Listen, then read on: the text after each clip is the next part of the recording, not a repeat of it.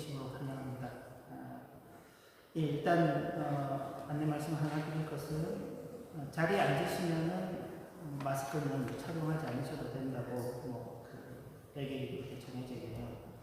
편안하게 선택하시면 되겠고 마스크를 착용하지 않는 대신에 아직 찬송을 함께하는 것은 아직까지는 허락되지 않은 것 같습니다. 그러니까 찬송은 여러분께서 마음으로 따라하시면 될 것 같습니다. 예, 6월 마지막 주일 하나님 앞에 올리도록 하겠습니다. 보좌에 앉으신 이와 어린 양에게 성령으로 말미암아 찬송과 존귀와 영광과 능력이 세세토록 부르짖어라. 하나님은 영이시니 예배하는 자가 영과 진리로 예배할지니라. 아멘.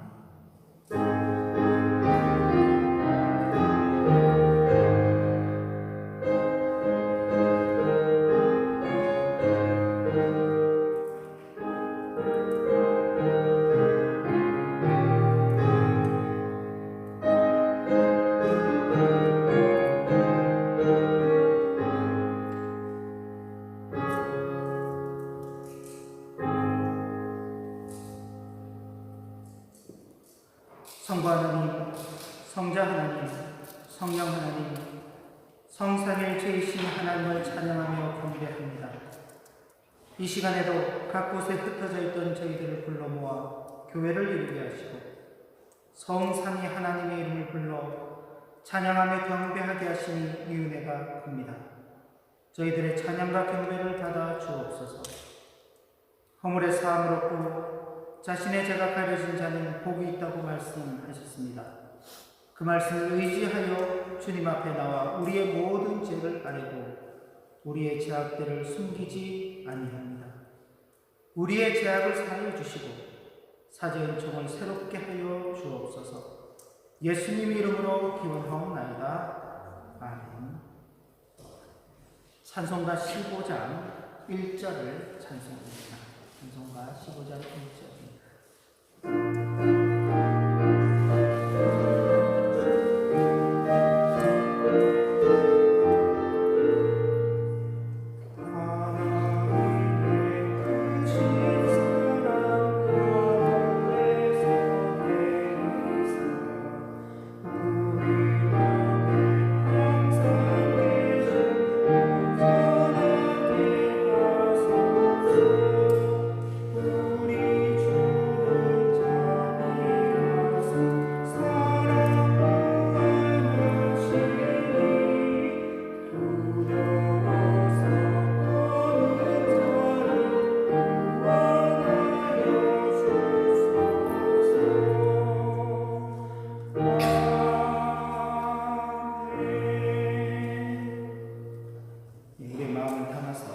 사도신경으로 신앙의 고백을 합니다. 나는 전능하신 아버지 하나님 천지의 창조주를 믿습니다. 나는 그의 유일하신 아들 우리 주 예수 그리스도를 믿습니다. 그는 성령으로 잉태되어 동정녀 마리아에게서 나시고 본디오 빌라도에게 고난을 받아 십자가에 못 박혀 죽으시고 장사된 지 사흘 만에 죽은 자 가운데서 다시 살아나셨으며 하늘에 오르시어 전능하신 아버지 하나님 우편에 앉아 계시다가 거기로부터 살아있는 자와 죽은 자를 심판하러 오십니다. 나는 성령을 믿으며 거룩한 공교회와 성도의 교제와 죄를 용서받는 것과 몸의 부활과 영생을 믿습니다. 아멘. 찬송가 42장 1절과 2절을 찬송합니다. 찬송가 42장입니다.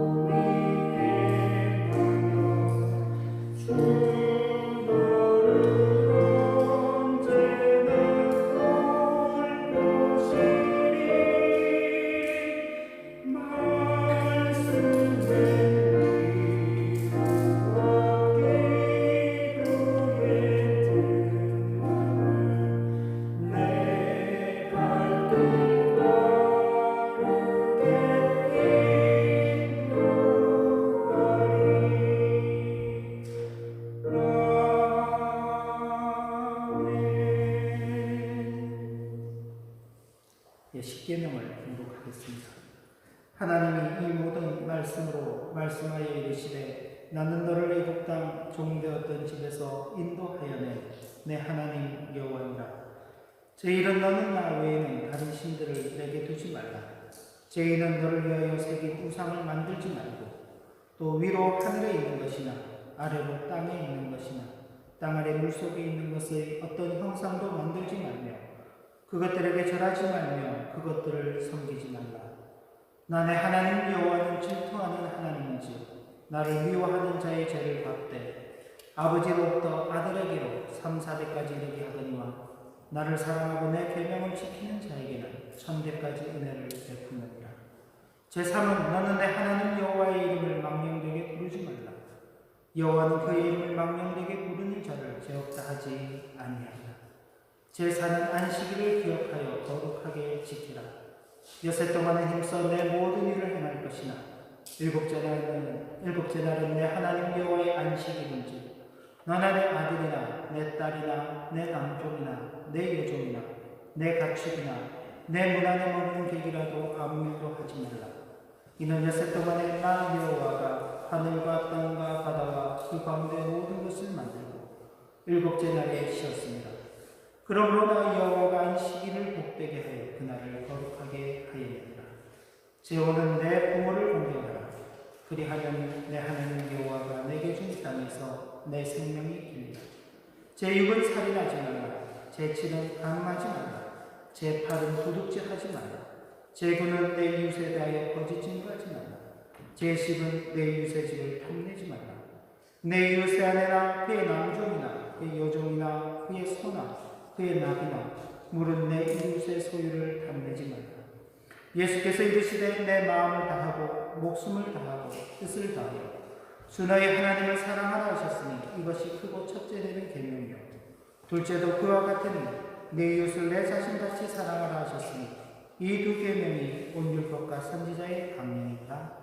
아멘. 함께 기도 올리겠습니다. 하나님 아버지, 오늘도 허물과 죄 가운데에서 영원한 사망에 이르렀던 저희들을 예수 그리스도의 대속의 은혜 가운데 구원하여 주시고 새 생명을 허락하시는 새로운 삶을 그리스도 안에서 살아갈 수 있도록 인도하여 주신 것 참으로 감사를 드립니다. 살림을 받은 새 생명이 하나님 앞에 예배하는 거룩한 자리에 부름받고 나왔습니다. 우리를 용납하여 주시고 우리의 모든 죄와 허물을 사하여 주시며 다시 한 번 더 주님 앞에 새로운 결단과 각오로 우리의 믿음을 드러내며 살아갈 수 있는 큰 은혜를 허락하여 주옵소서. 하나님 아버지, 오늘도 우리가 살아가는 이 세상 가운데서 어려운 가운데 처해 있는 많은 심령들이 있습니다. 무엇보다도 그들이 가장 불행한 것은 예수 그리스도를 알지 못하고 하나님을 섬기지 못하는 불신앙 가운데서 살아가는 것입니다. 아버지 하나님, 그들에게 주의 복음이 증거되게 하시고 하나님 아는 지식이 저들에게도 넘쳐서 구원의 큰 은혜가 임하게 하여 주시길 간구합니다. 그리고 함께 저들이 이 땅 가운데서 살아가며 먹고 마시는 일에 어려움이 없도록 인도하여 주시고 그리고 자기의 자유로운 의지를 따라서 생활할 수 있는 귀한 은혜들을 허락하여 주시기를 간구합니다. 아버지 하나님, 또한 각 나라를 통치하고 있는 지도자들을 주님께서 선하게 사용하여 주시기를 간구합니다. 참 여러 달 걸쳐서 온 세계가 큰 어려움 가운데 있습니다. 어떨 때는 진정되는 것 같지만 또 조그만 사소한 실수들로 인하여서 다시금 바이러스들이 또 창궐하며 여전히 큰 어려움을 저희들이 겪고 있습니다.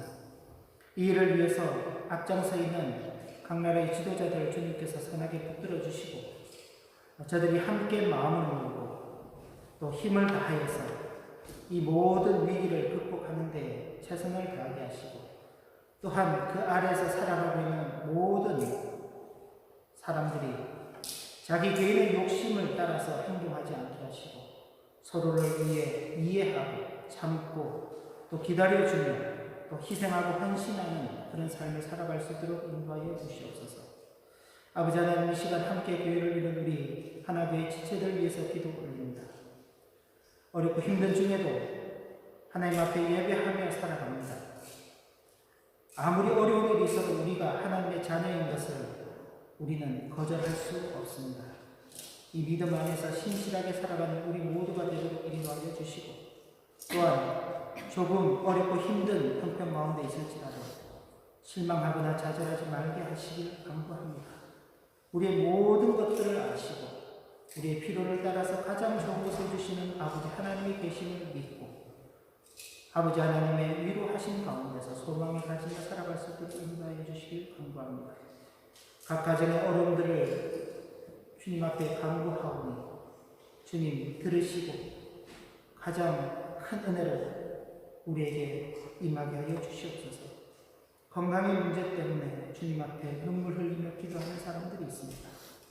또 물질의 문제로 인하여서 주님의 도우심의 손길을 간구하는 자들도 있습니다.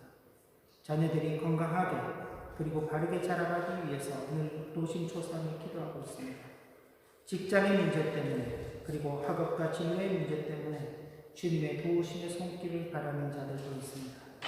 주님, 그들의 모든 기도를 들으시고 가장 하나님께 영광을 돌리며 사람들에게 유익을 끼칠 수 있는 좋은 길들을 열어주시고 그 길이 정말 자신에게도 복이요 많은 사람들에게도 복을 끼치는 참으로 좋은 길이 될 수 있도록 인도하여 주시옵소서.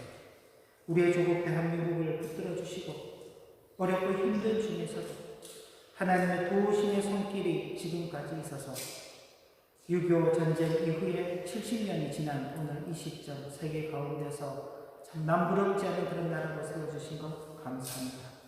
앞으로도 더욱 번성하게 해주시길 간구합니다.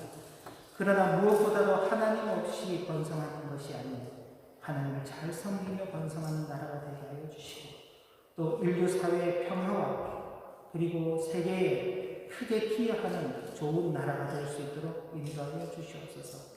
이를 위해서 세우신 대통령을 비롯하여 모든 지도자들을 붙들어 주시길 간구합니다.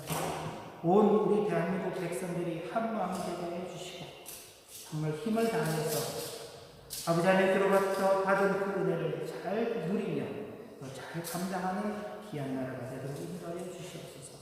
주님의 교회들을 위해서 기도합니다. 어렵고 힘든 중에서도 다른 진리를 드러내는 일에 조금도 부족함이 없도록 인도하여 주시길 간구합니다. 그리고 무엇보다도 주의 진리의 복음을 바르게 증거하는 교회들이 되도록 인도하여 주시옵소서. 오늘도 예배 자리에 나온 모든 종들을 위로하여 주시고 예배하신 말씀을 큰 은혜를 베풀어 주옵소서. 예수님 이름으로 기도 올리옵나이다. 아멘.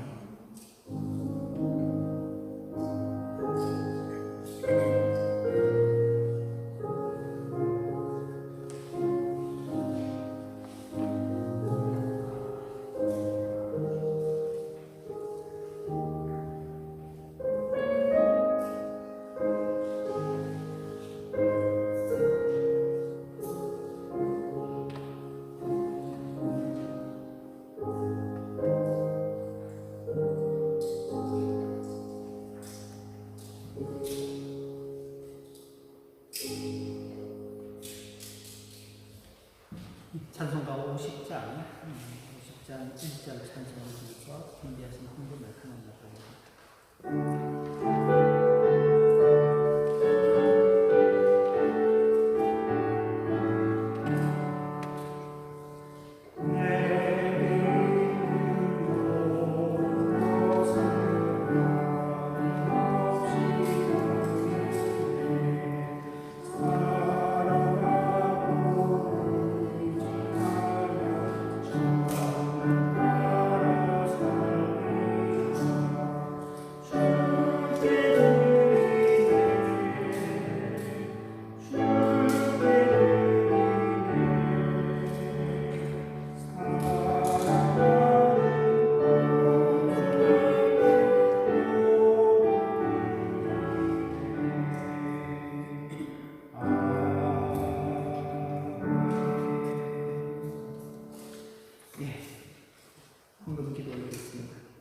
나와 나의 백성이 무엇이기에 이처럼 즐거운 마음으로 될 힘이 있었나이까.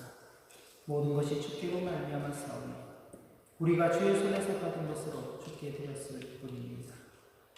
하나님 아버지, 지난 한 주간 동안도 큰 은혜 가운데 지냈습니다. 먹고 마시고 입을 것을 아버지의 손에서 받았습니다. 이 시간 받은 것 가운데서 귀하게 구별하여 드립니다. 저희들의 손길들을 받아 주옵소서. 우리 소유의 주인이 우리가 아니라 아버지 하나님신 것을 고백하며 11주의 예물을 드립니다. 우리에게 베푸신 크고 귀한 은혜들을 기억하며 감사의 예물을 드립니다. 교회 안팎에서 일어나는 일들의 교훈 받은 대로 자원하여 참여하기 위한 예물들을 드립니다.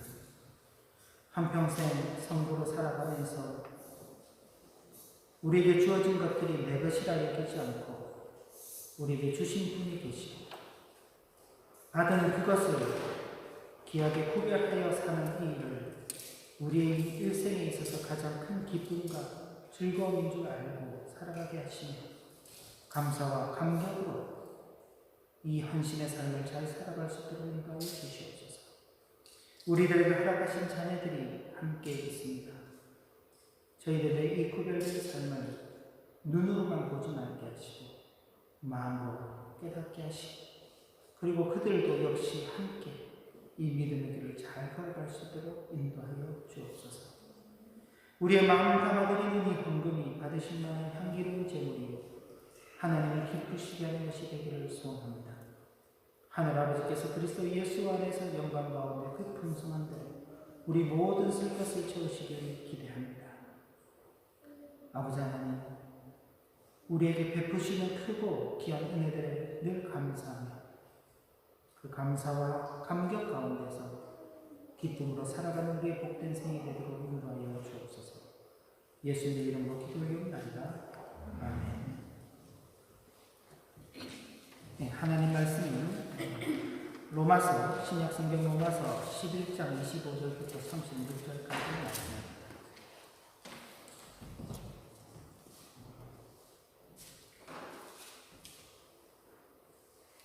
신약성경 로마서 11장 25절부터 36절까지입니다. 제가 가진 성경은 신약성경 255쪽입니다.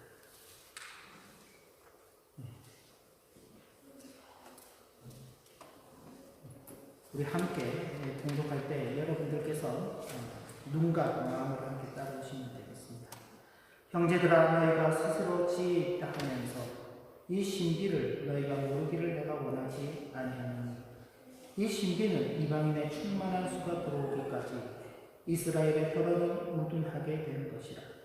그리하여 온 이스라엘이 구원을 받으리라.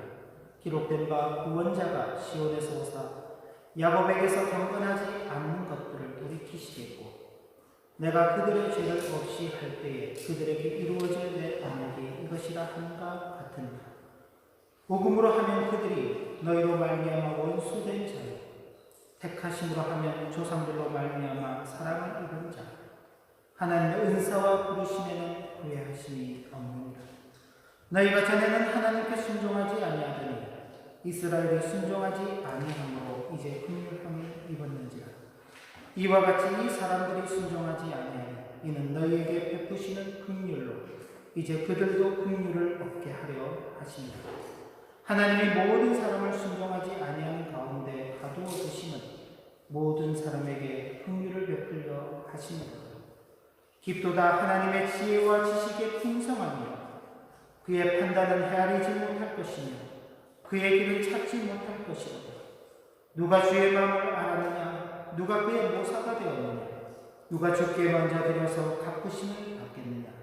이는 만물이 주에게서 나오고 주로 말미암고 주에게로 돌아갑니다. 그에게 영광이 세세히 있을지어다. 아멘. 예, 복된 주일 일곱까지 오신 모든 분들 위해 하나님의 크신 은혜를 또 진심으로 기도합니다. 예, 6월 마지막 주일입니다. 한 해가 어떻게 지나가는지 참 잘 알 수 없이 그렇게 벌써 절반의 시간이 지나가고 있습니다. 참 다른 어떤 때보다도 참 그래요. 오늘 제목과 연관해서 보더라도 후회도 좀 되고 아쉬움이 남는 그런 한 해입니다.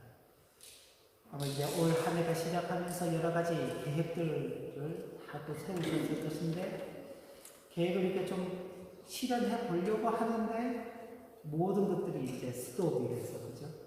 우리가 할 수 있는 것들이 아무것도 없이 이제 3월부터 시작해서 3월, 4월, 5월, 6월까지 지금 거의 한 4개월 정도 참 겨우 그냥 어떻게 생존만 하는 그런 시간을 저희들이 보내고 있습니다. 그러나 어쨌든 하나님께서 우리에게 주신 한 해 2020년의 절반이 이제 지나가게 됩니다. 남은 절반이 우리에게 또 어떻게 주어질지 모르지만은 그러나 이 모든 과정들이 다 지나가고 나면은 지금으로서는 우리가 이해할 수 없죠. 왜 그때 그런 일이 생겼을까? 근데 아마 시간들이 지나가고 나면은 이런 일 때문에, 이런 목적 때문에 이런 일들이 생겼구나 하는 것을 우리가 좀 뒤늦게 깨닫게 될 것입니다. 예, 오늘 말씀의 본문으로 돌아가면 이제 11장 마지막 부분입니다. 근데 로마서는 여기 이제 9장에서부터 시작해서 11장까지는 모두가 다 유대인, 이스라엘의 구원에 관한 내용들로 담겨져 있습니다. 사도 바울은 스스로 그렇게 고백하고 있습니다. 나는 이방인의 사도다. 이방인의 사도 된 것이 내게 큰 영예다. 그러나 나의 마음에 소원이 있는데 그 소원은 내 동족들이 함께 구원에 이르게 되는 것이다. 지금 이방인들이 예수 그리스도를 믿고 주님의 교회에 이런 정도가 아니죠. 지금 로마 교회 같은 경우에는 아주 중심되는 축을 이루는 그런 위치를 갖게 되었습니다. 그렇기 때문에 로마 교회 안에서 이방인들의 어떤 역할이라는 것은 크지요. 원래 그 역할들을 누가 감당해야 되느냐? 이스라엘이 감당했어요. 근데 오히려 이스라엘은 예수 그리스도의 그 복음을 무시하는 정도가 아니라 앞장서서 대적하면서 예수 믿는 사람들을 핍박하는 그 모습을 보니까 이제 이방인들은 완전히 버림을 받았고 그리고 이방인들만 구원을 받는다. 우리만 구원을 받는다 하는 그런 생각들을 이제 하게 되는 것입니다. 근데 사도 바울이 그래 지금 이방인들인 너희들이 하나님의 그 구원의 중심축을 이루고 있는 것은 맞다. 그런데 그렇다고 해서 이스라엘 유대인들이 완전히 하나님께로부터 버려진 것은 아니다. 이스라엘이 버림받은 것, 유대인들이 버림받은 것은 바로 너희들을 구원하기 위함입니다. 그리고 머지않을 때 하나님께서 그 멀어졌던, 버림을 받았던, 넘어졌던 이스라엘 백성들을 가까이 하시고 그들을 다시 부르시고 그들을 다시 일으켜 세우시고 그들의 그 어긋났던 그 걸음들을 돌이키실 때가 되면 그들도 다시 함께 구원에 참여하는 자들이 될 것이다. 그러면서 지난 시간에도 예를 들었던 돌감람나무 비유를 들었던 것입니다. 그러니까 아무 쓸모가 없는, 그래서 먹지도 못하고 가치가 없는 돌감람나무였던 이방인들이 그대로 두면은 아무런 소용이 없어요. 그런데 그 가지를 잘라가지고 참 감람나무에 적을 붙인 겁니다. 그러자 그 돌감람나무의 가지였던 그 가지들이 참 감람나무에 붙어 있으면서 열매를 맺는데 좋은 열매를 맺는 거예요. 이게 농사 짓고 하는 곳에서 흔히 쓰는 방식입니다. 그래, 돌감람나무였던 너희들도 참 감람나무에 접붙임을 받아서 그렇게 열매를 맺는데 원래 참 감람나무였던 그들이 참 감람나무에 접붙임을 받는다면 얼마나 더 열매를 잘 맺겠는가.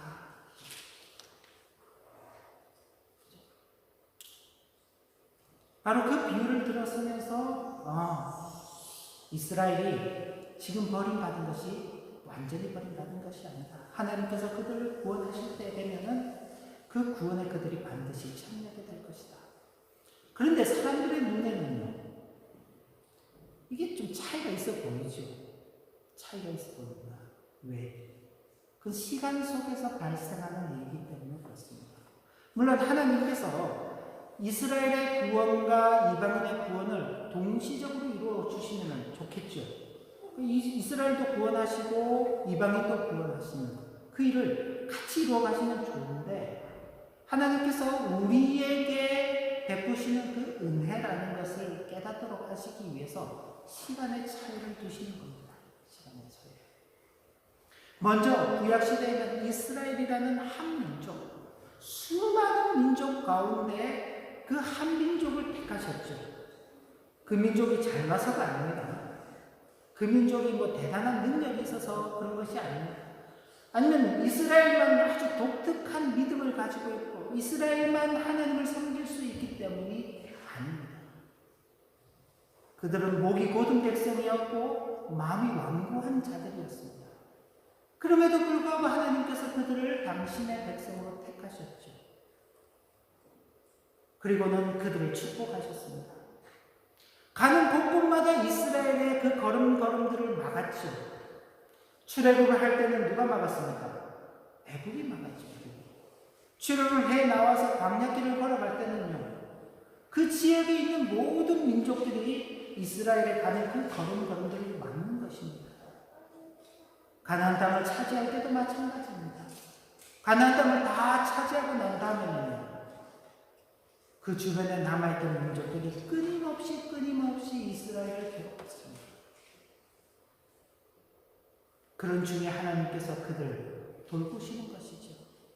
그들은 민족의 수로 보면 작습니다. 숫자도 작고 힘도 없고 그런 나약한 존재였죠. 더군다나 나라가 둘로 이렇게 나눠지면서 그 국력마저도 반토막이 나요. 심지어 같은 나라, 같은 민족끼리, 그죠? 형제 나라끼리 싸우죠. 분열왕국 시대를 보면은 북이스라엘과 남유다가 틈만 나면 싸우는 겁니다. 틈만 나면. 그런데도 하나님께서 그들을 돌보셨죠. 왜? 하나님의 은혜라는 것은 바로 그렇게 주어지는 것이다. 인간이 하나님의 은혜를 받을 만한 뭔가 특별함이 있는 것이 아니라 인간으로 보면 하나님의 은혜를 받을 만한 것이 전혀 없음에도 불구하고 하나님의 그 은혜는 특별하게 주어진다. 그런 것을 보여주기 위해서. 그게 은혜인 것입니다. 그게 은혜입니다. 우리가 자기가 열심히 노력을 해서 대가로 받을 때, 그죠? 그걸 그 대가로 예를 들어서 우리가 직장에서 한 달 동안 열심히 일을 하셨습니다. 그래서 여러분들이 수고한 임금을 받죠. 임금을 받는데 대부분은요, 그 임금을 받을 때 은혜라고 생각하지 않습니다. 왜 그런가요? 내가 일을 했기 때문에 받는 대가죠, 대가. 그죠? 근데 아무도 일을 하지 못했어요. 아무도 일을 하지 못했다고. 그런데 오히려 일을 하지 못한 정도가 아니라 손해를 끼쳤어요. 큰 손해를 끼쳤는데도 불구하고 회사에서 급여를 주는 거예요. 그럴 때는 그게 이제 우리는 받을 수 있는 처지가 아닌데도 불구하고 그럴 때 주어지는 것을 두고 은혜라고 말하는 것입니다.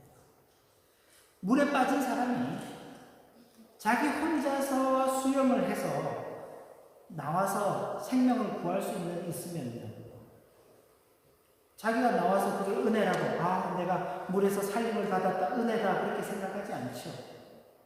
물에 빠진 사람이 스스로는 나올 수가 없어요. 근데 누군가가 들어와서 구해주죠. 그럴 때는 내가 생명의 은혜를 받았다. 그래서 그 사람을 두고 뭐라고 말하냐? 생명의 은혜이다 말하는 것이죠. 은혜라는 것은 그렇게 주어지는 것이죠. 하나님께서 이스라엘을 택하시고 베푸시는 은혜는 바로 그런 은혜입니다. 목이 곱고 마음이 굳은 그 백성인데도 불구하고, 또 그들이 가는 길마다 여러 대적들이 있음에도 불구하고 그들을 구원하시고 돌보시는 그 은혜를 베풀어 주시는 그 하나님의 은혜죠. 그런데 이스라엘 백성들이 어느 순간부터 그것이 당연한 것으로 여기는 것입니다. 맞아, 우리 말고는 그런 은혜를 누릴 자격이 있는 사람들이 없어. 우리는 자격이 있기 때문에 그걸 누리는 것이야 라고 생각을 하면서 그 자격을 자기들이 결정해버리는 거예요.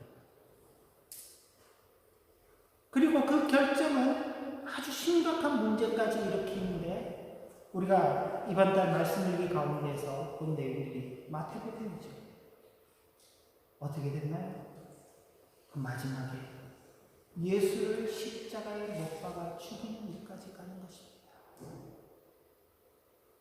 자기들만이 하나님의 뜻을 알고 자기들만이 하나님을 섬길 수 있다라고 생각하는 그 자만심이 오히려 하나님을 대적하는 결과를 만들어내고 말이죠. 더 이상 은혜를 은혜로 여기지 않는 것입니다. 그러니까 그 은혜가 어디로 가나요? 이방인들에게로 가는 것입니다. 이방인들은요, 자기들은 하나님과 상관없는 사람들이었습니다. 하나님은 이스라엘의 하나님이신 줄 알았죠. 그런데 그 하나님의 은혜가 자기들에게 오는 것입니다. 자기들은 아무것도 한 일이 없어요. 자기들은 예수의 옛자도 들어본 일이 없는데 어느 날 주의 사도에게 찾아와서 전하는 그 말이, 하나님의 아들이신 예수가 이 땅에 육신을 가지고 오셨다. 그 육신을 너희들을 위해서 십자가의 대속의 죽음으로 죽으셨다. 너희들 죄 많이 짓고 살지 않느냐? 우리 죄 많이 짓고 살지. 그 죄를 가지고는 어떡할래? 그 죄를 가지고 천국이라는 곳에 갈 수 있겠어? 아니, 못 갈 것 같아. 그럼 어디? 지옥 갈 것 같아. 근데 그 죄의 값을 예수가 대신 갚아주셨다. 너희들은 예수만 믿으면은 그분께서 주시는 그 구원의 은혜에 참여할 수 있다. 정말 우리는 할례를 받지 않았는데, 우리는 유대인이 아닌데, 우리는 한 번도 절기를 지켜본 일이 없는데, 율법의 율자도 우리는 들어본 적이 없는데, 그런 거 필요 없어. 예수만 믿으면 돼. 이방인들에게 하나님의 구원이 넘쳐 흐르게 되는 것입니다. 이처럼 하나님께서 이루시는 그 구원에는 시간의 차이가 있었어요. 그렇기 때문에 사람들이 볼 때는 유대인과 이스라엘 사이, 이방인 사이에는 뭔가 차이가 있구나 라고 생각하기 쉽지만 그렇지 않고, 하나님께서 그들에게 베푸시는 구원의 그 본질은 차이가 없는 것입니다. 그리고 최종적으로 모든 이스라엘들이 다 돌이키고 하나님께로 돌아오게 되면 그때 하나님의 구원이 완성될 것인데, 그때는 이스라엘과 이방인의 구분이 없어지는 것입니다. 모두가 하나가 되는 은혜를 누리게 되는 것이죠. 이런 이스라엘과 유대인들 간의 어떤 차이점을 잘 이해해야만 우리가 헛된 자랑을 버릴 수 있게 되는 것입니다. 지난 시간 마지막 부분에 헛된 자랑을 버리라. 높은 마음을 품지 말고 겸손해라. 우리도 마찬가지죠. 뭔가 우리가 은혜를 받을 만한 자격이 있어서 이 자리에 있는 게 아니다. 하나님의 값없이 베푸시는 그 은혜로 말미암아 용납하심을 받고 이제 우리가 있는 것이다. 그러니 낮은 마음을 품고 겸손해지는 것이죠. 그리고 두려운 마음으로 하나님의 인자하심과 준하심만을 바라보게 되는 것입니다. 오늘 말씀의 내용을 다시 좀 들어와서 보면은 사도 바울이 아주 중요한 내용을 한 가지 이야기를 하는데, 하나님의 그 구원의 신비가 있다. 그 신비를 너희들이 좀 알았으면 좋겠다. 표현이 이렇게 되어 있습니다. 형제들아, 너희가 스스로 지혜 있다 하면서 이 신비를 너희가 모르기를 내가 원하지 않는다. 이 말은 뭐예요? 너희들이 신비를 알아라. 하나님의 구원의 신비입니다. 그러니까 앞서서 제가 좀 쭉 길게 풀어서 설명을 했습니다만은 어때요? 우리가 좀 쉽게 하나님께서 구원하시면 되는데 하나님께서 사람을 구원하시는 것이 굉장히 복잡해요. 우리가 이해하기에는. 그런데 그렇게 복잡하지 않아요. 다른 사람들을 비교해서 자꾸 우리의 구원의 문제를 생각하려고 하면 복잡한데 자기 자신만을 생각하면 간단합니다. 여러분들은 다 하나님의 구원하심을 받은 사람들이죠. 그러리라.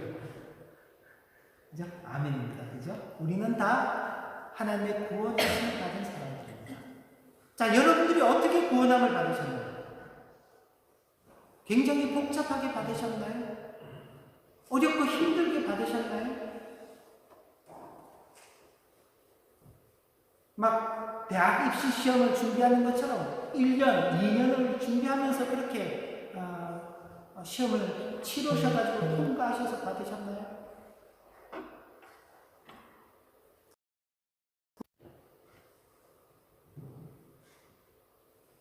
우리도 몰라요. 어느 순간 내가 하나님의 구원을 받았다는 사실이 내 마음속에 이렇게 와닿고 누군가가 그 이야기를 한대요. 예를 들어서 이제 목사인 제가 이런 강단에서 이렇게 이야기할 때 목사님은 내가 구원도 안 받았는데 왜 나보고 자꾸 구원받았다고 말해? 이렇게 들리는 게 아니라 목사님이 여러분들은 하나님의 구원 받은 분들이 맞죠? 할 때 왜? 고개가 저절로 끄덕끄덕해지는 거예요. 왜? 우리는 그렇게 구원을 받은 겁니다. 저와 여러분들은 힘들게 받지 않았어요. 힘들게 받지 않았어요. 근데 이제 우리 눈에 보기에 좀 이상한 사람들이 있죠. 예를 들면 과거에 이방인들이 볼 때 유대인들 같은 경우가 그런 것입니다. 예수를 십자가에 못 박아 죽이소서. 예수를 십자가에 못 박아 죽이소서. 그 피를 우리와 우리의 자손들에게 돌리소서라고 외쳤던 그 유대인들을 보니까 그런 유대인들은 도저히 구원을 받을 수 없는 것처럼 보이는 거예요. 그렇잖아요.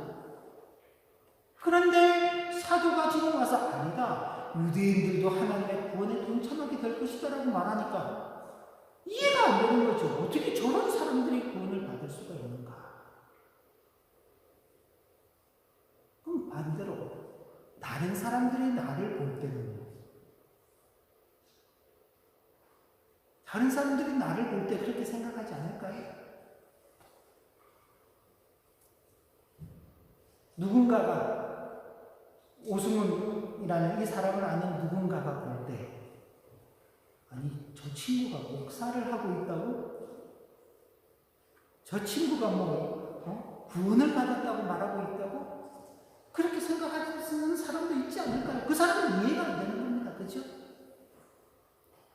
그렇기 때문에 이걸 두고 신비라고 말하는 것입니다. 그런데 이 신비는요, 알지 못하기 때문에 신비일 수도 있습니다만은 반대로 알아야 되기 때문에 신비인 것도 있는 것입니다. 우리 비밀이죠, 비밀. 비밀은 남이 알면 되나요? 알면 안 되나요? 남이 알면 안 됩니다. 근데 정말 남이 모르면 그게 비밀인가요? 정말 남이 모르면 그게 비밀인가요? 아니에요. 누군가는 알아야지 그게 비밀인 거예요. 모두가 다 알지는 않을지라도, 그죠? 누군가는 아는 사람이 있어야지만 그게 비밀인 거예요. 비밀이라는 게 그런 면이 있는 겁니다. 아무도 모르면 그건 비밀로서의 가치가 없는 겁니다. 비밀로서의. 근데 남은 모르는데 나는 아는 것. 다는 모르는데 일부는 아는 것. 그게 비밀이죠. 우리가 비밀 문서 그렇게 이야기할 때 그 비밀 문서는 아무도 모르고 그게 뭔지도 모르고 가치도 없는 것이면 그건 비밀이 안 되는 거예요. 누군가는 알고 있는 거예요. 아주 중요한 거예요. 그죠? 모두가 다 알고 싶어 하는 거예요. 그게 비밀인 거죠. 그러니까 비밀이라는 것은 모르는 것일 수도 있지만 알고 싶어하는 것이고 알아야만 되는 것. 신비도 마찬가지입니다. 신비도. 그래서 사도 바울이 이 신비를 너희들도 알아야 한다라고 말하는 것입니다. 알아야만 하는 신비. 그렇죠. 그런데 신비라고 표현은 했지만 이건 이미 알려져 있는 신비입니다. 사도 바울이 이렇게 인용을 하고 있어요. 26절, 27절 말씀을 보면은 그리하여 온 이스라엘이 구원을 받으리라. 기록된 바 구원자가 시온에서 오사 야곱에게서 경건하지 않은 것을 돌이키시겠고 내가 그들의 죄를 없이 할 때 그들에게 이루어질 내 언약이 이것이라 함과 같으니라.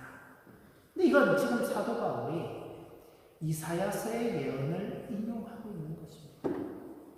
하나님께서 장차 구원자를 보내서 메시아를 보내서 당신의 택하신 백성들을 구원하시게 될 것인데 그때 어떤 일이 있느냐? 그가 오셔서 그들의 죄악을 그들을 돌이키시고 그들의 죄악을 없이 하실 것이다. 하나님께서 때가 되면 메시아를 보내신다고 했어요. 그럼 메시아가 누구신가요? 우리는 다 알고 있죠. 예수 그리스도의 것입니다. 근데 이스라엘은 그걸 몰랐죠. 이스라엘은 몰랐습니다. 유대인들은 몰랐습니다. 누구는 알았나요? 누구는 알았나요?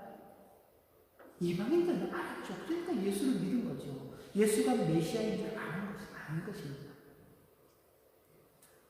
예, 너희들에게 알려진 그 신비는 너희들에게서 비로소 처음 알려지는 것이 아니라 이미 이스라엘 가운데 알려져 있었다. 그리고 그 비밀은 앞으로도 알려질 비밀이다. 왜? 구원자이신 예수 그리스도 그분께서 오셔서 야곱을 돌이키실 것이다. 야곱은 누구인가요? 이스라엘의 대표죠. 이스라엘의 대표. 그러니까 이스라엘을 다시 돌이키실 것이고 그들의 죄를 다시 사시며 그들에게 회복의 은혜를 베풀어 주실 것이다. 그리고 이 신비는 하나님께서 언약하신 그 내용을 따라서 이루어져 가는 것이다 하는 것을 말해주고 있습니다. 그것이 11장 28절인데 복음으로 하면 그들이 너희로 말미암아 원수된 자다. 그죠? 복음으로 딱 보면은 복음을 대적하고 있기 때문에 저 원수죠, 원수. 유대인들은 복음의 원수입니다. 그런데 조상들로 말미암아 사랑을 입은 자다. 한 면으로 보면 원수이지만 한 면으로 보면 그들은 여전히 사랑을 입은 자입니다. 조상 누구를 말하나요? 대표적으로 아브라함과 이삭과 야곱이죠. 하나님께서 자신을 이렇게 알리셨습니다. 모세에게 나타나셔가지고 그 모세를 부르시면서 이렇게 말씀하시죠. 나는 아브라함의 하나님이요 이삭의 하나님이요 야곱의 하나님이다. 내가 너를 부른다. 조상들의 하나님이죠. 조상들의 하나님. 그리고 그 조상들의 하나님으로서 너를 다시 이스라엘 가운데로 보낸다. 그리고 그 이스라엘 백성들에게도 나는 여전히 아브라함의 하나님이요 이삭의 하나님이요 야곱의 하나님으로 존재한다. 왜? 아브라함과 이삭과 야곱에게 은혜를 베푸시고 그들을 택하신 그 하나님께서 여전히 그 자손들에게도 동일한 하나님으로 계실 것이다 라는 약속을 하는 겁니다. 그러니까 복음을 대적하는 그 모습만 보면은요, 그 모습만 보면은 원수가 따로 없지요. 그런데 하나님께서 언약하신 바를 따르면 그들은 여전히 사랑받고 있는 자인 것입니다. 이게 동일하게 겹쳐지지는 않습니다만은, 그죠? 우리의 자녀들 보면 가끔가다 원수짓을 하잖아요. 그죠? 원수짓을 한단 말이에요. 정말 그냥 다시는 보고 싶지 않은 그럴 때가 있지요. 세상에 어떻게 저런 원수도 없는 거예요. 그런데 누구 아들, 딸인가요? 나의 아들, 딸이죠. 나의 아들, 딸. 그러니까 어떻게 해요? 살아갈 수밖에 없는 거죠. 살아갈 수밖에 없다. 이런 것들이 있는 것입니다. 그런데 바로 하나님께서 그 언약하신 바를 따라서 이 놀라운 신비, 구원의 신비를 이루어 가시는 것입니다. 그리고 그 일에 대해서 하나님께서 후회하심이 없으시다라고 말하고 있는 것입니다. 이 후회하심이 없으시다라는 뜻을 잘 이해해야 됩니다. 후회라는 것은 시간 속에서 발생하는 문제입니다. 여러분들 아까 제가 서두에도 이야기했지만은 그죠? 후회라는 건 시간 속에서 생깁니다. 그때 내가 이렇게 했더라면, 그죠? 그때 내가 이렇게 했더라면, 그때 내가 이런 선택을 하고 이런 결정을 하고 이런 노력을 했더라면 지금은 다를 수 있는데, 그죠? 그때 저 남자를 만나지 않았더라면,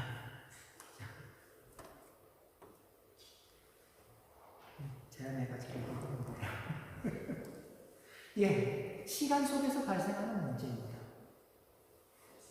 그런데 하나님께서는 시간의 영향을 받지 않으시는 분이시죠.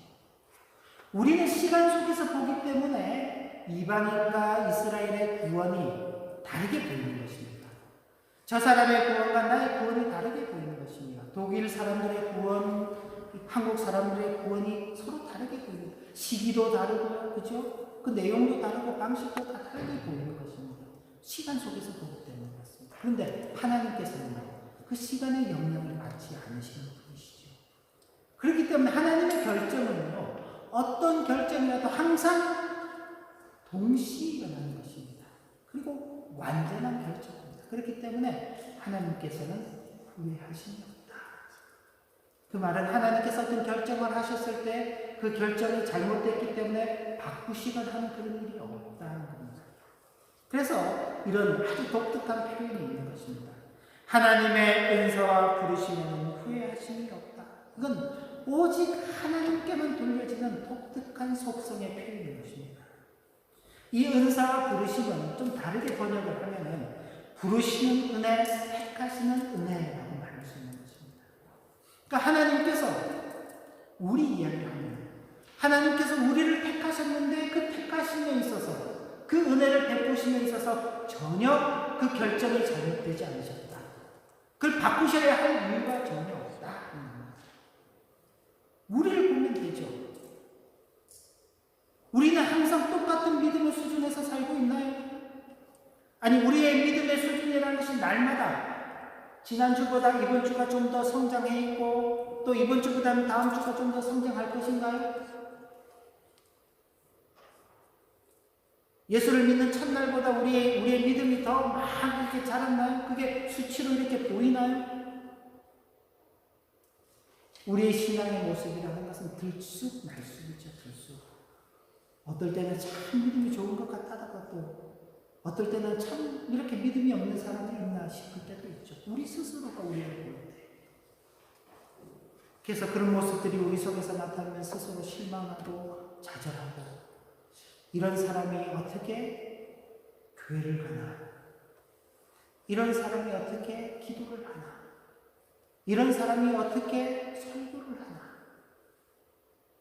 그런 자괴감이 듭니다. 그 우리가 우리를 볼 때 그렇습니다. 그죠? 그런데 그런 우리를 보시는 하나님은요. 우리가 하나님의 어떤 마음에 차는 부분이 있을까요? 만약 하나님께서 어떤 우리를 대하시는 그 마음이 있다고 한다면 그 마음에 우리가 10분의 1이라도 그 마음을 채워줄 수 있을까요? 그러지 않습니다. 그럴 수가 없죠. 내 마음에 100% 차는 배우자가 있나요? 내 마음에 100% 차는 자녀가 있나요? 내 마음에 100% 차는 부모가 있나요? 내 마음에 100% 차는 친구가 있나요? 내 마음에 100% 맞는 직장이 있나요? 내 마음에 100% 맞는 학교가 있고 내 마음에 100% 맞는 교회가 있나요? 그런데 우리는 하나님의 마음에 100%를 마음에 들까요? 그렇지 않죠. 우리는 그런 모습 때문에 스스로에 대해서도 후회하고 스스로에 대해서도 절망하고 사람들에 대해서도 절망하고 후회하고, 그런데 하나님께서는 후회하심이 없다. 그 은사와 그 부르심에 후회하심이 없다. 긍휼히 여기시고 은혜를 베푸시고 택하시는 그 은혜를 베푸심에 전혀 후회하심이 없으신 그런 하나님이시다. 바로 우리는 이런 하나님을 대하고 있는 것입니다. 이미 베푸신 은사와 부르심에서 후회하심이 없으신 하나님이십니다. 이건 창세기 17장 7절 말씀을 우리가 보아야 되는데, 눈으로 함께 보시면, 교훈을 보시면 있습니다. 내가 내 언약을 나와 너 및 내 대대 후손 사이에 세워서 영원한 언약을 삼고 너와 내 후손의 하나님이 되리라. 창세기 17장이면 누구랑 이야기하시는 걸까요?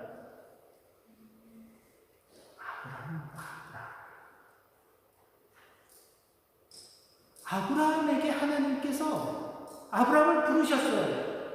그 아브라함이 하는 거 보고, 야, 내가 그래도 참 믿음이 그렇게 좋구나. 내가 너를 택하길 참 잘했다. 너 아들은 어떻게 될지 내가 잘 모르겠으니까 너 아들 이삭이 나중에 태어나면 어떻게 하는지 한번 보고 그때 결정하자. 이삭만 봐가지고는 잘 안 되겠어요. 하나밖에 못 봤잖아. 그래도 둘, 셋은 봐야 되겠지. 그럼 이 에사와 야곱을 보고 결정을 할까? 야, 둘만 봐도 결정이 안 되겠어. 야곱을 보지. 야곱은 12명을 낳았으니까 그 12명 정도는 봐야지. 그래도 얘네들이 앞으로 나를 잘 섬길 것인지 안 섬길 것인지 내가 좀 평가할 수 있으니까 그때 보자. 나중에 결정하자. 그렇게 말씀하지 않으셨어요. 아직 이삭이 태어나지도 않았어요. 아브라함이 하나님께 뭔가 드린 게 없어요. 이삭이 태어났을 때는 이삭이라도 갖다 바쳤지요. 근데 이삭도 안 태어났단 말이에요. 그런데 하나님께서 뭐라고 말씀하시나요?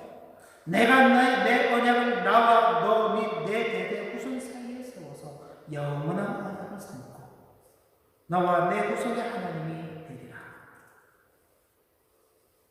이 언약에 따라서 당신의 구원의 섭리를 이루어 가시는 것입니다. 그 언약에 따라서 하나님이 후회하심이 있었다면요, 가나안 땅 들어가서 그렇게 하나님을 대적할 때, 가나안 땅 들어가기도 전에 어땠나요? 애굽 땅에서 그렇게 430년 종살이 하는 중에 하나님 제발 우리 좀 보살펴달라고, 우리 좀 구원해달라고 그렇게 기도하는 그 소리를 들으시고 하나님께서 모세를 보내셨잖아요. 근데 모세가 와서 몇 가지 이렇게 이적을 보이니까 그것이 빌미가 되어가지고 바로가 어땠나요? 유대인들을 더 힘들게 만들었죠. 힘들게. 그러니까 이스라엘 백성들이 뭐라 그랬냐? 우리 그런 거 필요 없다. 그냥 우리 바로의 눈총에서 좀 벗어나지 않고 그냥 바로와 그 고관들이 우리를 좀 귀엽게 여기고 그냥 우리가 이전에 살던 대로 살게만 해줘도 좋겠다. 모세 제발 일 크게 만들지 마라. 우리 하나님 도우심 필요 없다 그랬어. 그대로 두시면 되죠. 그럼 지금쯤은 애굽 가운데서 살고 있었겠죠. 그런데 하나님께서 아브라함과 맺으신 그 언약 때문에 그들을 애굽에서 끌어내시고 약속의 땅에 들이신 것입니다. 약속의 땅에 들어가서는 잘 살았나요? 그렇지 않지요. 완전히 끝내시면 되잖아요. 이제 이스라엘 말고 이방인들이 이제 하나님의 구원에 참여하게 돼서 여전히 하나님의 당신의 뜻을 이루어가고 있잖아요. 이스라엘 필요 없죠. 버리시면 된단 말이에요. 그런데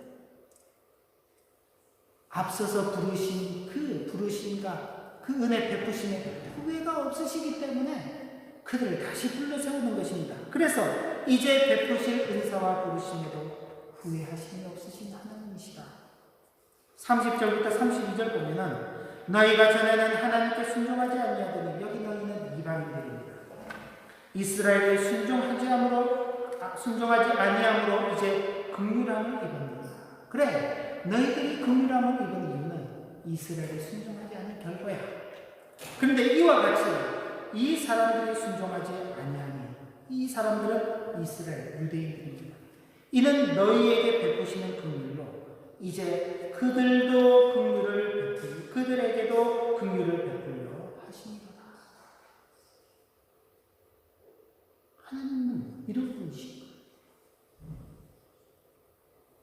앞서 맺으셨던 그 언약에 따라서 후회하심이 없이 변경하심이 없이 그 한 번 내리신 그 언약을 계속 이루어 가시는 겁니다. 하나님이 모든 사람을 순종하지 않은 가운데 가두어 두시는 모든 사람에게 긍휼을 베풀려 하십니다. 여기 오해하지 말겠어요. 하나님이 모든 사람을 순종하지 않은 가운데 가두어 두셨다 그러니까 순종하지 못하도록 하나님께서 그냥 누르고 계신다 이런 표현보다는 하나님께서 그들의 불순종까지도 다 감싸 안고 계신다. 하나님은 그런 분이신 거예요. 하나님은 아담과 하와가 하나님께 불순종하고 선악을 알게 하는 나무의 열매를 따먹는 것까지도 다 감싸 안으시는 분이십니다. 만약 그러지 않았더라면 말씀하신 대로 그것을 먹는 날에 내가 정령 죽으리라 한 그대로 죽도록 내버려 두시면 되는 거예요. 죽이시면 되는 것이죠. 그런데 그것까지 다 감싸 안으시는 하나님의 은사와 그 부르심의 영역은 우리의 거부함, 우리의 불순종함, 우리의 완악함까지도 다 가지고 계시는 거예요. 그것이 전혀 하나님께서 은사를 베푸시고 부르시는 일에 방해가 되지 않는 것입니다. 마찬가지죠. 우리를 보면 절실하게 느끼게 되는 것입니다.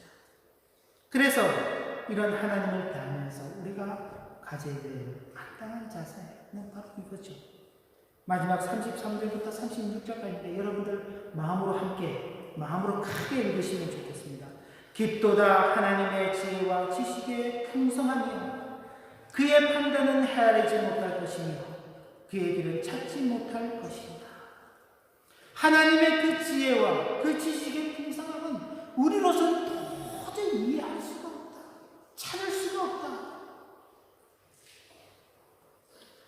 누가 그의 마음, 주의 마음을 알았느냐?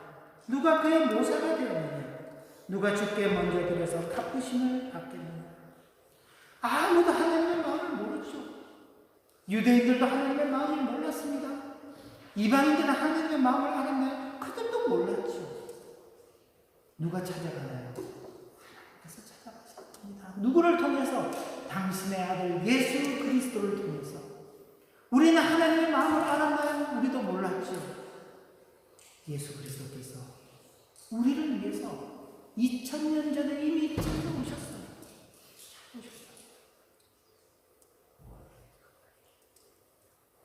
우리가 아무것도 하나님 앞에 코치할 게 없어요. 할 수 있는 능력도 없고 우리가 하나님 앞에 뭔가를 드릴 게 없어요. 내가 뭔가를 드리고 하나님 내가 드렸으니까 그의 상응하는 은혜를 베풀어 주세요. 할 수가 없는 것입니다. 오직 깊으신 우리로서는 이해할 수 없는 하나님의 그 지혜와 지식의 풍성한 것, 우리로서는 찾을 수 없는 길이지만 하나님께서 친히 우리 앞에 길을 내시고 우리를 찾아오시고 우리에게 베푸시는 그 은혜로만 우리는 서 있는 것이죠. 그래서 만물이 주에게서 나오고 주로 말미암고 주에게로 돌아갑니다.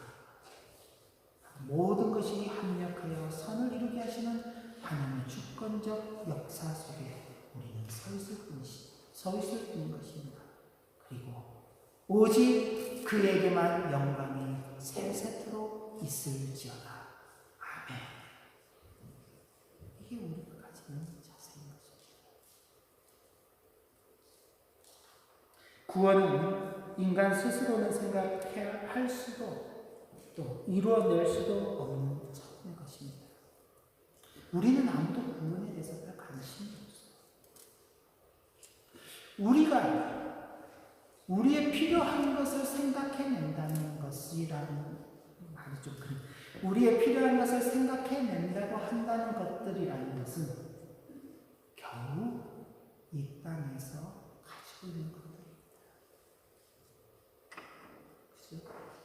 조금 더 건강하게 사는 것, 조금 더 편안하게 사는 것, 조금 더 풍요롭게 사는 것, 조금 더 오래 사는 것. 우리는 영혼에 대한 관심이 없어요. 만약 하나님께서 너희들이 필요한 것을 알아서 스스로 만들어내고 스스로 찾아서 구해서 그것 누리고 살아라 그러면 우리는요, 미래가 없는 자들이고 영혼이 없는 자들일 것입니다. 우리에게 필요한 것이 무엇인지를 가장 잘 아는 하나님께서 우리의 구원의 문제를 우리에게 가장 필요한 것으로 여기시고 그것을 주시기 위해서 이 놀라운 신비를 이루어 가시는 것입니다. 타락한 인생들로서는 이 하늘의 신비를 쉽게 이해할 수 없습니다. 그렇기 때문에 부정하기도 하고 외면하기도 하고 두려워하기도 합니다. 그러나 하나님께서는 이 구원의 신비를 당신의 택하신 백성들로 하여금 마음의 믿음과 입술의 고백이라는 가까운 열쇠, 막 잃어버릴 수가 없는 열쇠죠. 마음의 고백과 마음의 믿음과 입술의 고백이라는 그 열쇠로, 아주 가까워 있는 열쇠로 열 수 있도록 해주셨습니다. 후회하심이 없으신 그 하나님의 은혜지요. 우리를 대하여 그 은사와 부르심에 후회하심이 없으신 하나님이 계심에 대해서 우리는 감사하여야 할 것입니다. 그리고 우리 역시도 하나님을 대하면서 후회함이 없는 그런 신실한 삶을 살아가야 할 것입니다. 자, 이 내용들을 이제 바탕으로 해서 로마서 12장부터는 그런 성도가 어떻게 살아가야 할 것인가에 대한 내용들이 이어져갈 것입니다. 하나님 그 신은혜 속에 복된 한 주간 보내시기를 기원합니다. 기도합니다. 하나님 아버지, 우리에 대해서 그 은사와 부르심에 대하여 후회하심이 없으시다고 말씀해 주셨습니다. 참으로 감사를 드립니다. 이 놀라운 은혜를 받은 우리 하나님의 자녀들로서 우리 역시 하나님을 대하며 후회함이 없는 신실한 삶을 살아가도록 인도하여 주옵소서. 예수님 이름으로 기도 올리옵나이다. 아멘. 찬송가 294장 1절 4절입니다. 찬송가 294장 1절과 4절.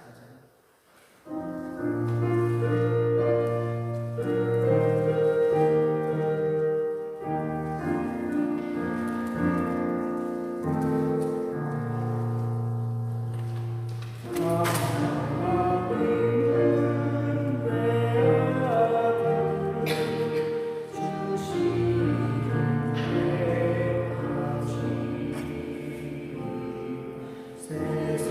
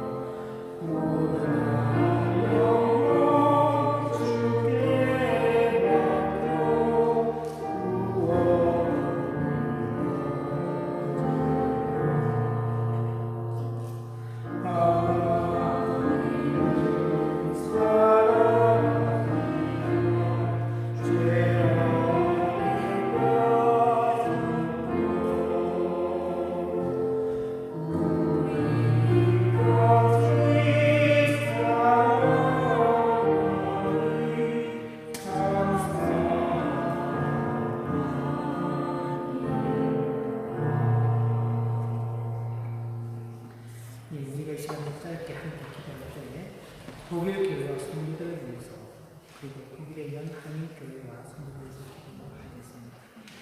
혹시 들으신 분이 계신지 모르겠지만 지난 주 중에 독일 복음교회 에판겔리시 교회 연합회에서 회의를 했는데 그 회의를 하면서 이제 여러 가지 이제 데이터나 이런 것들을 발표를 했는데 전년도에 비해서 개신교 인구가 2% 감소했다고 지금 그게 발표가 됐습니다. 독일이 굉장히 지금 심각한 문제로 이제 독일 안에서 느끼고 있는데 이제 점점 인구들이 이제 기독교 신자들이 감소하는 추세가 두드러지게 해마다 나타나게 되고 있는데 하나님께서 은혜를 베풀어 주셔서 이 땅에 교회들이 잘 보존되고 하나님의 택하신 백성들이 계속적으로 믿음의 삶을 잘 살아갈 수 있도록 여러분께서 사정을 아시고 또 함께 기도해 주시기 위해서 같이 기도하겠습니다. 하나님 아버지, 이 시간 저희들이 독일 교회와 성도를 위해서 그리고 독일 땅에 있는 하나님께 성도들에서 기도합니다. 일찌감치 하나님께서 참 놀라운 은혜를 베풀어 주셔서 이 땅에 주님의 교회가 세워지게 하시고 또 그 교회가 하나님의 진리를 떠났을 때 종교 개혁이라는 참 큰 결단을 통해서 교회가 가야 할 다른 방향을 앞서서 그렇게 개척하였던 이 독일 땅에 흐르는 세월 속에 이 독일 땅의 교회들이 점점 문을 닫고 있고 또 주님의 택하신 백성들의 그 수가 점점 줄어들고 있다는 참 안타까운 소식들이 들려오고 있습니다. 아버지 하나님, 왜요? 겉으로 보이는 것이 전부가 아닐 수 있습니다만 그러나 주님 앞에 강구하는 것은 이 땅의 교회들이 주의 진리 가운데 바르게 서갈 수 있도록 인도하시고 또 그런 교회들을 가운데 속해 있는 주의 택하신 백성들이 믿음의 길을 걸어가는 그 일에 어려움을 겪지 않도록 인도해 주시길 간구합니다. 그리고 이곳 독일 땅에 있는 많은 한인교회들이 있는데 한인교회들이 참으로 하나님을 섬기고 하나님을 예배하고 하나님 말씀에 순종하는 모습들을 잘 보이게 해주셔서 이 땅의 독일 교회들을 선한 영을 끼쳐갈 수 있도록 인도해 주시고 그리하여 주님의 나라가 주님의 교회가 신실하게 보존되는데 기업의 역할을 잘 감당하도록 은혜를 주옵소서. 하나님 아버지, 참으로 큰 은혜를 받았던 이 독일 그리고 독일 교회들입니다. 하나님께서 이와 같이 놀라운 은혜를 베풀어 주신 곳이 없었습니다. 그러나 흐르는 세월 속에 진리에서 많이 멀어져 있고 진리를 찾아서 그 진리를 따라서 가려고 하는 교회들과 성도들의 숫자들이 점점 줄어들고 있습니다. 은혜를 베풀어 주시기를 간구합니다. 주님의 교회를 지켜주시고 성도들을 보존하여 주시옵소서. 우리 눈에 보이는 것이 전부가 아닌 줄 믿습니다. 하나님께서 이때도 하나님께서 남기신 자들이 있음을 저희들이 분명히 확신하고 있습니다. 그들이 다시 일어나게 하시고 이곳 독일 땅에 독일 교회와 한인 교회들이 그 남겨진 자들로서 진리의 빛을 발할 수 있는 큰 은혜를 베풀어 주옵소서. 주 예수 그리스도의 은혜와 하나님 아버지의 크신 사랑과 성령의 감동하시고 교통하시니 오늘도 주신 말씀을 마음에 새기고 입술의 고백으로 하나님께 나아가 후회함이 없는 신실한 성도의 삶을 살아가기를 소원하는 모든 주의 종들 위해 이제로부터 영원까지 함께 하시기를 축원하옵나이다. 아멘.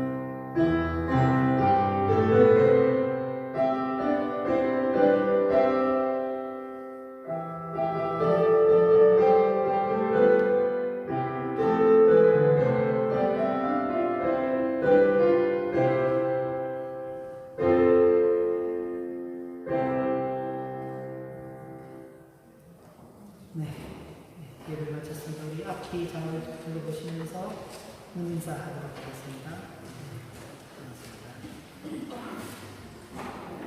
예, 이제 6월 말씀드리는 마태복음 28장을 끝으로 오늘 끝으로 말씀드리는 끝이 났습니다. 내일하고 모레 동안 가능하시면은 마태복음 1장부터 28장을 한번 쭉 연결해서 한번 읽어보시는 것도 큰 은혜가 되리라 그렇게 생각합니다. 7월에 말씀드리는 시편 말씀입니다. 시편 1편부터 30편까지의 말씀을 7월달에 함께 나누도록 하겠습니다. 좀 사그라드는 것 같더니 예, 또 일부 지역들에서 집단 감염을 일으키고 있고 그러면서 코로나 사태가 참 끝날 기미가 보이지 않습니다. 어쨌든 여러분들께서 각별히 주의하는 삶들을 살아가시길 바라고 또 무엇보다도 우리 교회도 교회가 예배하는 일에 지장이 생기지 않도록 여러분들께서도 잘 또 생활해 주시길 부탁을 드립니다. 이제 곧 있으면 이제 방학이기도 하고 그래서 혹시나 한국을 가게 되시는 분들 또 휴가를 혹시라도 계획하고 계시는 분들이 계시면은 일정이 확정되지는 않고 저희에게도 저와 유집사님께 좀 알려주시면은 저희도 참고하고 알고 있도록 하겠습니다. 계속적으로 교회를 위해서 기도해 주시고 목회자를 위해서도 기도해 주시길 부탁드립니다. 그리고 오늘 함께 나눈 말씀, 기도했던 대로 독일 교회 그리고 성도들 그리고 독일에 있는 한인 교회와 역시 성도들을 위해서도 한 주간 마음을 쓰면서 같이 기도해 주시기를 부탁드립니다. 온라인으로 언급하실 수 있고요. 오늘도 우리 함께 하신 모든 분들 진심으로 환영합니다. 오후 시간도 은혜 가운데 복되시기를 기원합니다. 오늘 마칩니다. 평안히 들어가십시오.